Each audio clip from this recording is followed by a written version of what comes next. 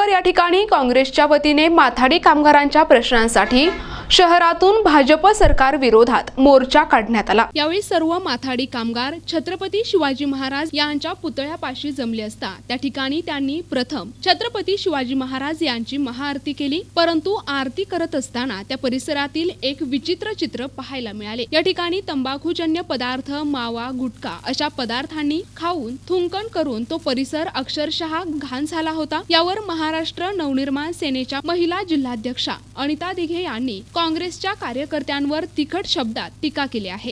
काँग्रेस माथाडी कामगार संघटनेचा छत्रपती शिवाजी महाराजांच्या पुतळ्यापासून त्यांचा काहीतरी मोर्चा चालू झालेला आहे। पण मोर्चाच्या आधी त्यांनी छत्रपती शिवाजी महाराजांच्या पुतळ्याची आरती केली। पण त्या आरतीच्या वेळेस असं मला दिसून आलं की मी तिथून जात असताना मला असं दिसून आलं की आरती चालू असताना प्रत्येक जण गुटखा मावा खाऊन तिथं थुंकत होतं। महाराजांचं तुम्ही आरती करता, महाराजांच्या तिथला परिसर स्वच्छ ठेवावा, पण यांनी इतकी गंदगी केली की जाताना सुद्धा लाज वाटते की महाराजांच्या पुतळ्याजवळ आपण जात आहोत। लाज शरम या काँग्रेसवाल्यांनी सगळी धाब्यावर बसून टाकलेली आहे।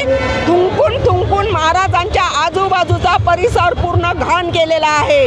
आज आम्हाला असं वाटतं की ते थुंकलेल्या जागी पूर्ण पाईपनी पाणी मारावं, इतके घाणेरड्या प्रकारचे गुटके मावे थुंकलेले आहे। अशी लाज कशी वाटत नाही? महाराजांच्या तिथं तुम्ही थुंकता आणि महाराजांची आरती करता। आरती करायचा सुद्धा तुम्हाला अधिकार राहिलेला नाही आहे। जर मीडियावाल्यांनी जर तिथलं शूटिंग घेतलं तर तुमच्या लक्षात येईल की आज पूर्ण महाराजांच्या पूर्ण आजूबाजूचा परिसर थुंकलेला दिसत आहे। मी त्याचा जाहीर निषेध करत आहे।